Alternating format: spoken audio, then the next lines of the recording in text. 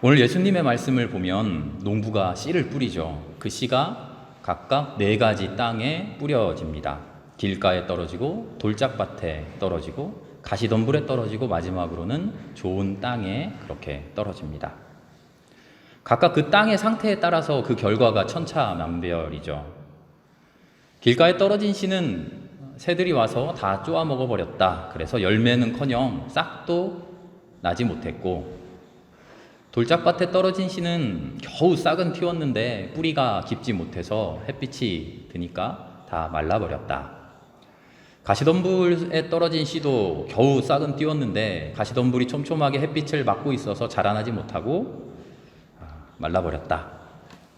그런데 좋은 땅에 떨어진 씨는 어떻게 되었느냐? 잘 자라나서 30배, 60배, 100배 결실을 맺었다. 우린 이 말씀을 듣고요, 우리 좋은 땅이 되어야겠구나, 그렇게 결심하죠. 이 비유의 말씀을 듣고 난 길가가 좋아 이러진 않잖아요. 18절 이후에 우리가 함께 읽었는데 예수님이 이 비유를 설명해 주셨어요. 말씀대로 누가 나에게 말씀을 뺏어가지 못하게, 악한 사탄 마귀 유혹이 틈타지 못하게 해야지 하고 결심하죠. 환난과 박해가 닥쳐도 잘 이겨내야지, 그렇게 결심하죠. 세상의 염려, 재물의 유혹이 와도 잘 버텨야지. 그리고 마지막으로 하나님의 말씀을 잘 깨달아야지. 아마 예수님의 비유의 해설에 따라서 우리도 이런 결심들을 할 겁니다. 그런데 잘 생각해 봅시다. 예수님이 이 비유를 해주신 이유, 그리고 이 비유를 설명해 주신 이유가, 포인트가, 핵심이 어디에 있을까? 예수님의 진짜 의도가 어디에 있을까? 너희들 박해를 잘 이겨내라, 세상 유혹 잘 버텨라, 그런 말씀일까? 예수님의 말씀을 오해하면요, 이 모든 게 내 문제가 아니라 밖의 문제, 내 문제가 아니라 세상의 문제로 우리는 탓할 수 있어요. 내가 할 일은 단 하나, 깨닫기만 하면 된다. 그런데 나는 잘 깨달으려고 하는데 잘 깨달았는데, 세상의 염려, 재물의 유혹, 환난, 박해, 나 말고 밖에서 나에게로 향해 들어오는 무언가, 내 안에서 솟아나는 내 마음 말고요. 내 마음은 지금 하나님의 말씀 잘 깨달았어요. 그런데 나 말고 밖에서 나를 향해 오는 뭔가가 나를 유혹해서, 나를 힘들게 해서 내가 무너지는 거지. 우리가 이렇게 생각하고 만다는 거죠. 깨달은 대로 살려고 하는데 세상이 이렇게 나를 도와주지 않는데 어떡해. 환난 박해 이겨내는 것도 한두 번이지, 유혹과 시험 극복하는 것도 한두 번이지, 그리고 내가 할 수 있는 한계가 있는 거지. 하나님이 좀 도와줘야지. 한 발 더 나가면요, 하나님 왜 나를 돌짝밭으로 만들었어요? 하나님 왜 나 좋은 땅으로 안 만들었냐고요? 가시덤불 길가 땅으로 왜 나를 그렇게 만들었어요? 그래놓고 왜 열매 못 맺느냐고 내 탓을 하십니까? 하나님께 이렇게 오히려 원망하기도 합니다. 이런 반응들이 어찌 보면 우리 인간이 부족하니까, 연약하니까 당연히 그럴 수도 있는 반응들인데요, 사실은 예수님의 말씀을, 예수님의 설명을 오해한 것입니다. 오늘 18절부터 23절까지의 말씀을 보면요, 처음 그리고 마지막에 이 말씀의 해설을 꿰뚫고 있는 단어가 있어요. 그게 뭘까요? 깨달음입니다. 깨달음.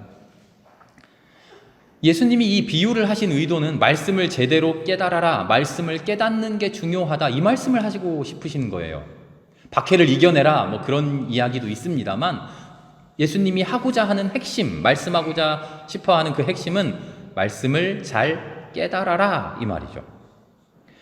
깨닫지 못하면 악한 자가 말씀을 빼앗아간다. 깨닫지 못하면 박해가 너희를 무너뜨린다. 깨닫지 못하면 유혹에 넘어간다. 이런 말씀인 거죠. 포인트는 깨달음, 깨닫는 것과 연관되어 있다. 이런 문제가 있는데, 이러저러 세상에 수많은 것들이 있는데 이걸 이겨내지 못하면 안 된다. 그거 못 이기면 너 나쁜 땅이야. 너 실패한 거야. 그런 말씀이 아니에요.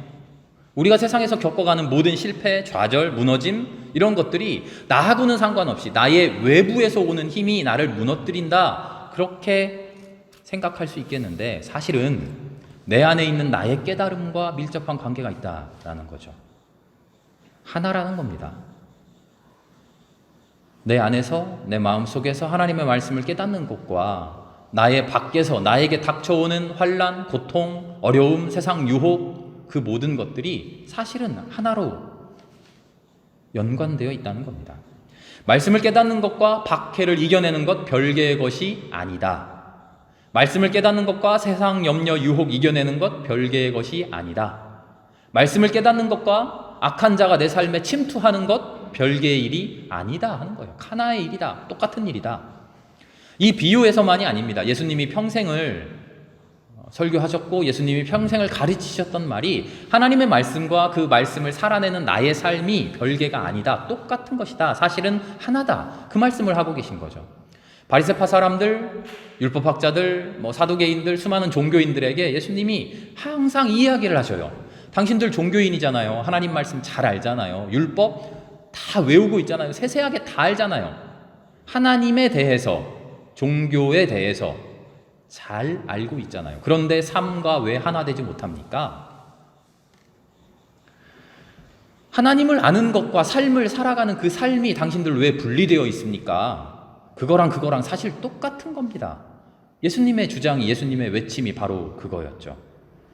교회에 나와서 예배드리고 찬양하고 기도하는 것하고 회사에 가서 일하는 것 다른 일 아닙니다. 길거리에서 이웃 만나고 시장에 가고 경제활동하는 그런 세상 일과 하나님을 믿는다고 하는 것 다른 일이 아닙니다. 말씀을 읽고 말씀대로 산다고 하는 것, 말씀을 깨닫는다고 하는 것, 그것이 세상에서 일어나는 정치, 경제, 문화 그런 일들과 별개의 일이 아니라는 겁니다.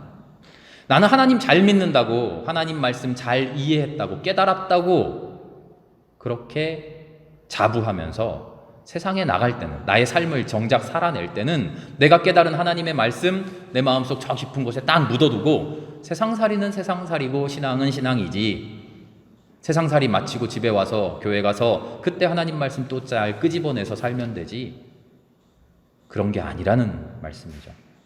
내 삶 속에, 정치, 경제, 문화 속에, 일상 생활 속에 하나님의 말씀이 묻어나와 있어야 그게 좋은 땅이라는 겁니다.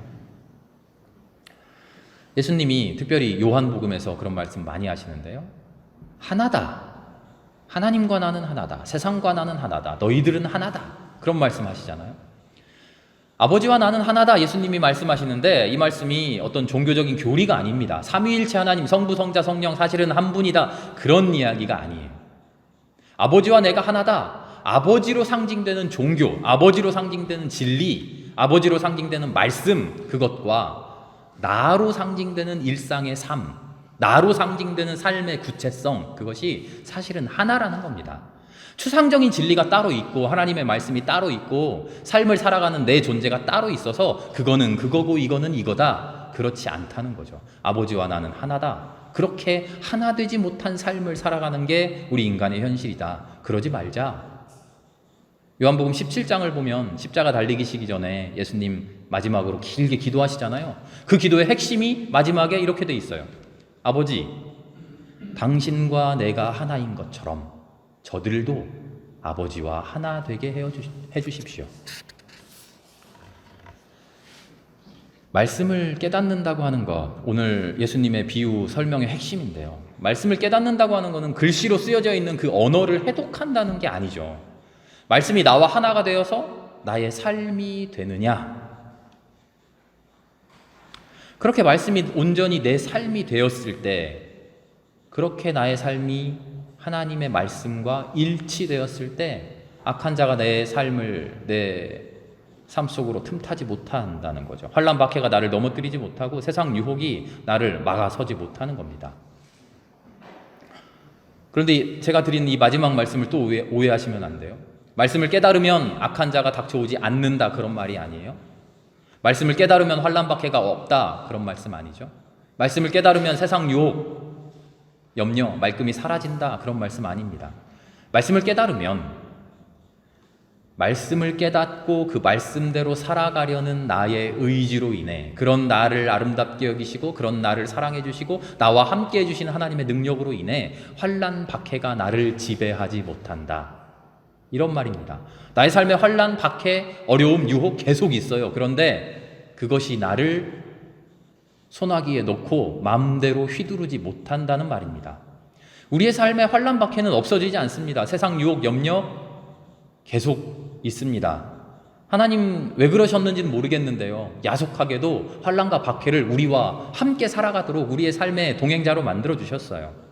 하나님을 믿고 하나님의 말씀대로 살아가면 그런 것 없어진다? 저 세상 하늘나라 가가지고 뭐 황금빛 성 있는 새 예루살렘 하늘나라 올라가면 아픔도 없고 슬픔도 없는 그런 곳이다? 아니에요. 아픔이 없고 슬픔이 없으면요, 우리가 뭐를 기뻐하고 뭐가 기쁘고 뭐가 즐거운지 모른다고 이야기하잖아요. 말씀을 깨닫는다고 하는 것, 하나님과 함께 살아간다고 하는 것, 우리의 삶의 태도를 말하는 겁니다. 내 삶의 자세를 말하는 거죠. 내 삶의 방향을 하나님께로 향하는 겁니다. 그렇게 하나님께로 향해서 살아가면 환난 박해 내 옆에 있는데 걔네들이 나를 이기지 못한다는 거예요. 내가 거기에 지배되지 않는다는 거예요. 예전에는 하나님 없이 방향 모르고 하나님을 향해서 살지 못하고 내 삶의 자세가 정립되어 있지 않으면 내 옆에 나를 위협하고 무섭게 하는 환난과 박해에 움찔움찔하면서 아우 잘못했습니다, 거기에 굴복해서 살아가지만 이제 굴복하지 않는다는 거예요. 여전히 내 옆에서 나를 위협하지만, 여전히 내 옆에서 나를 힘들게 하지만 거기에 굴복하지 않고 그래라, 너는 그래라, 그런데 나는 하나님 보고 살아간다, 이렇게 당당한 사람으로 변화된다는 거죠. 제가 금년에 장기 프로젝트를 혼자 개인적으로 세웠어요. 뭐냐면 조정래 씨의 대하소설 3부작이 있어요. 혹시 아십니까? 태백산맥, 아리랑, 한강, 전부 32권인데요.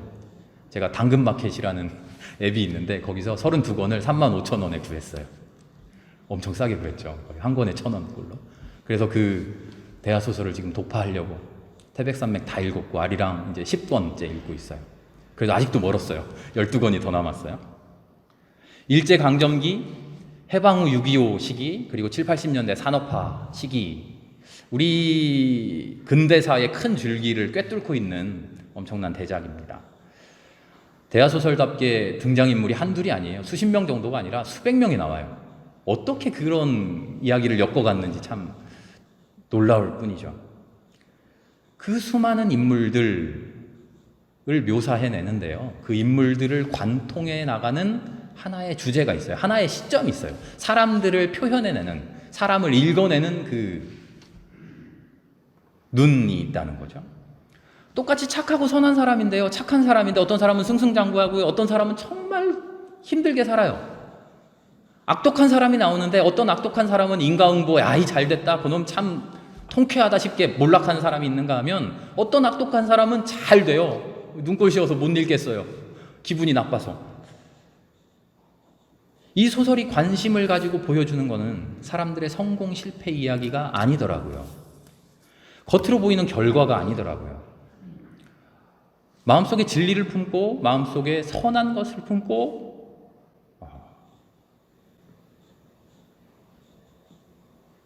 단단하게 살아가는데 삶이 힘들어요. 계속 실패해요. 계속 좌절해요. 그런데 끊임없이 보여줘요. 그 좌절에 무너지느냐, 마음속에 품고 있는 뜻을 내려놓느냐.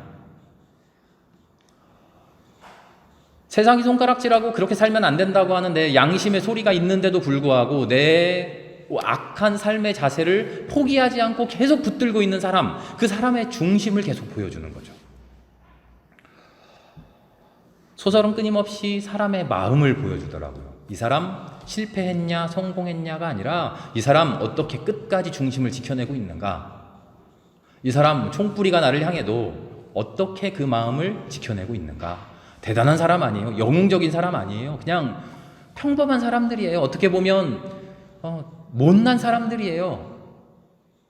총불이 딱 갖다 대면은 바로 넙적 엎드리면서 굴복하는 그런 사람들이에요. 그런데도 그 마음속에 솟아나는 그 마음을, 그 한 줄기 마음을 지키고 끝까지 버텨내는 그 사람들의 마음의 중심, 그것을 우리에게 보여주고 있더라고요. 그래서 읽다 보면 우리 근대사의 비극을 말하는 것 같은데, 그 내밀한 속사정은 우리 역사 속에 우리가 외적인 힘이 없었을 뿐이지 우리 안에 끊임없이 놓치지 않고 우리가 붙들고 있는 영적인 힘이 있구나. 그것을 우리에게 역설해 주더라고요. 우리의 삶은 이럴 수도 있고 저럴 수도 있습니다. 착한 사람이 망하기도 하고요, 악한 사람이 흥하기도 해요. 그럼 뭐가 정이고 뭐가 진리입니까?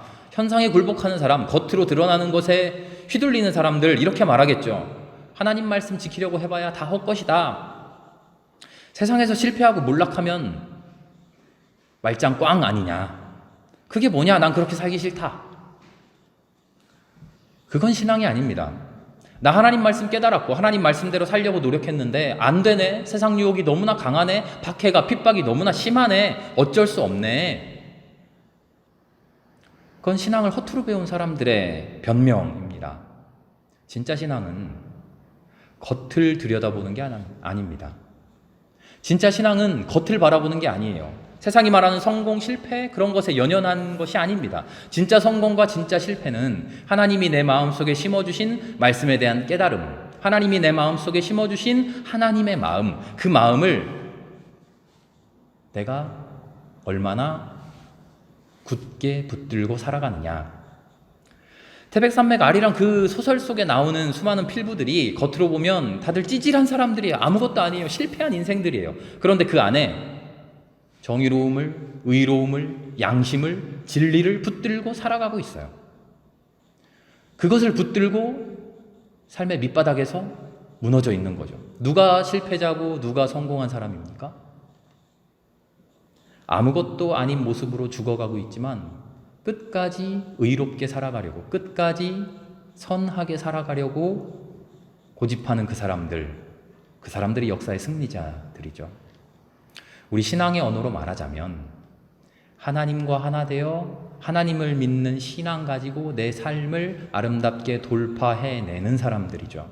중요한 것, 환난과 역경을 얼마나 잘 이겨냈느냐, 그 환난과 역경 이겨내고 얼마나 멋지게 그럴듯하게 스포트라이트 받으면서 세상 사람들 보기에도 멋진 인생 성공했느냐, 그런 게 아니라 어떤 마음으로, 어떤 각오로 나에게 닥치는 환난과 역경을, 나에게 닥치는 수많은 어려움들을, 나에게 닥치는 일상생활의 순간순간들을 어떤 마음으로 끝까지 돌파해냈느냐. 세상을 살아가는, 내가 삶을 살아가는 내 삶의 중심에 나를 이끌고 가는 마음이 어떤 마음이냐.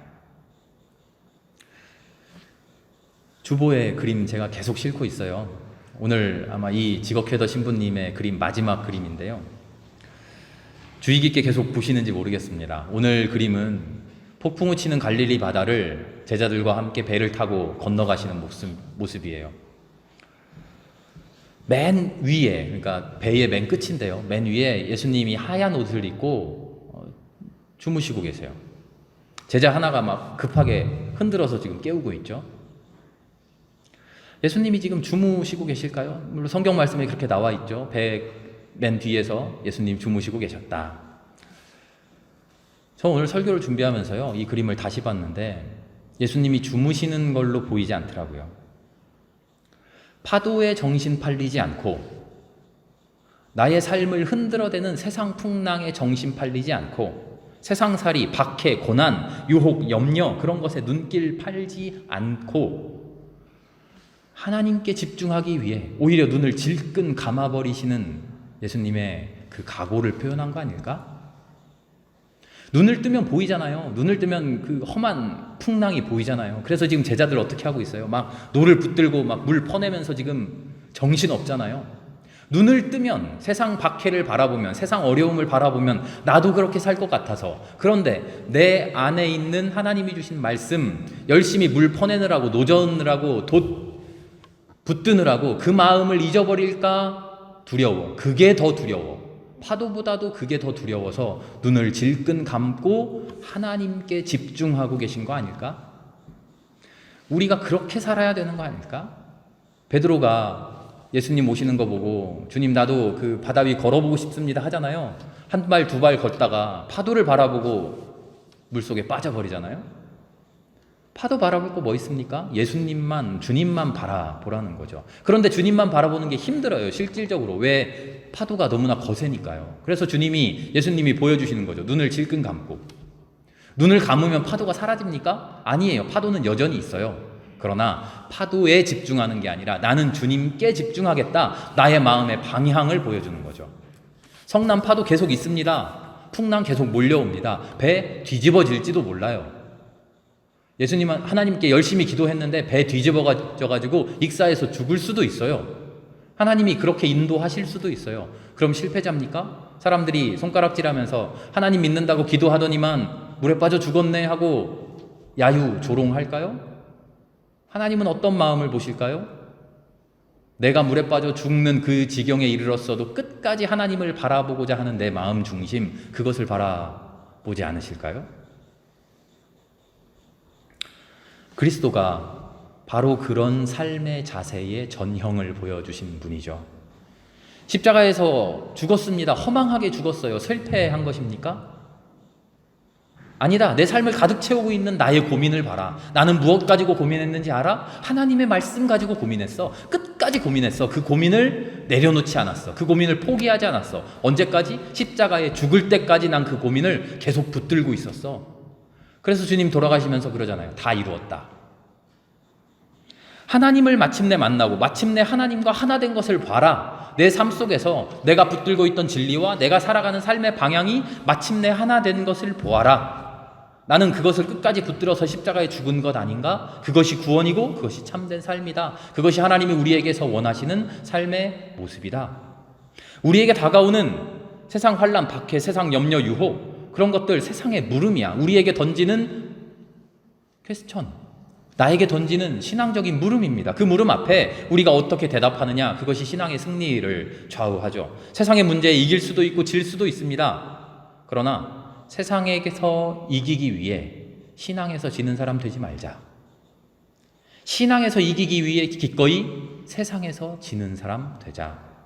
예수님이 십자가에서 보여주신 삶의 모습이, 삶의 자세가 바로 이런 것일까요? 바로 그 모습을 본받아야 되는 게 우리 그리스도인의 모습이겠죠. 오늘 말씀의 제목을 준비해야 되는 것이랬는데요. 뭘 준비해야 됩니까? 그것은 하나님에 대한 신뢰, 확신입니다. 어떤 신뢰와 어떤 확신일까요? 농부가 밭에 씨를 뿌린다 그랬죠. 네 가지 서로 다른 땅에 떨어진다 그랬죠. 우리가 농부라고 해봅시다. 내가 농부예요. 씨앗을 뿌립니다. 어디에 뿌립니까? 길가에 뿌리는 농부 있습니까? 예수님은 지금 비유로 말씀하셨지만 내가 농부라고 했을 때 내가 돌짝밭에 가시덤불에 뿌리겠냐고요. 여러분 그렇게 하시겠어요? 아니죠. 내 땅을 잘 가꿔가지고 거름도 주고 아주 비옥한 토양을 만들어 놓고 씨앗 하나가 허투루 잘못 뿌려질까 조심해 가면서 좋은 땅에 잘 심으시겠죠. 여러분 그러시겠죠. 하물며 하나님이 농부이신데, 예수님의 비유가 말씀이 그렇다는 거지, 하나님이 농부이신데 길가에 막 뿌리시겠어요? 돌짝밭에 막 던지시겠어요? 그래놓고 너 돌짝밭인데 왜 말라버렸냐? 우리를 탓하실까요? 아닙니다. 우리는 하나님에 대한 신뢰와 확신을 가지고 있습니다. 어떤 신뢰와 확신일까요? 하나님이 이미 우리를 가장 좋은 땅으로, 가장 비옥한 농토로 만들어 주셨다는 확신입니다. 그렇게 창조하셨고 그렇게 가꾸어 가신다는 확신입니다. 30배, 60배, 100배 뿐만 아니라 1000배, 10,000배 열매를 맺을 수 있도록 우리를 이미 만들어 놓으셨다는 거죠. 그리고 그렇게 인도해 가신다는 확신입니다. 우리는 무언가 잘못해서 너 박해 거꾸러졌지, 너 나쁜 땅이야, 너 세상 유혹에 한번 휘둘렸지, 너 돌짝밭이야. 하나님 절대 그러지 않으셔요. 뿌리가 말라버릴 것 같으면, 박해 뿌리가 말라버릴 것 같으면 하나님이 가만히 보고 계실까요? 그래 너 박해 말라버리는구나 쯧쯧쯧 그럴 줄 알았어? 아니죠. 뿌리를 깊게, 저 농사는 잘 모릅니다만 뿌리를 깊게 만들어주고 말라버리지 않게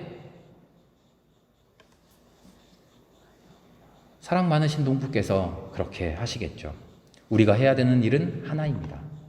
말씀을 깨닫기 위해 그 깨달은 말씀대로 살아갈 수 있게 하나님 앞에 엎드리고 하나님 나와 함께 해주세요 기도하는 거고, 성령을 붙드는 겁니다.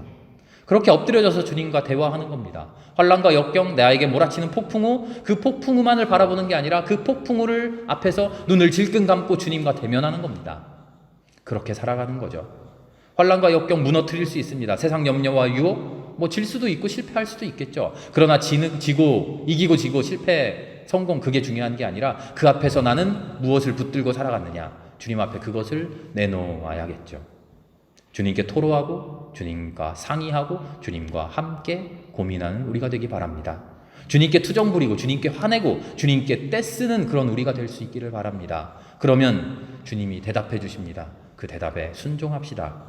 그 외적 모습이 무엇이든 간에, 마침내 우리의 배를 뒤집어 엎어서 우리가 물속에 빠져들던 간에, 아니면 바람과 풍랑이 잔잔해져서 그 바다를 건너가든 간에 주님이 결정해 주시는 그것에 순종하며 살아갑시다. 우리를 이미 가장 좋은 땅으로 만들어 주신 주님이 우리의 삶 속에 100배, 60배, 30배의 열매를 이미 준비하고 계셨을 줄 믿습니다.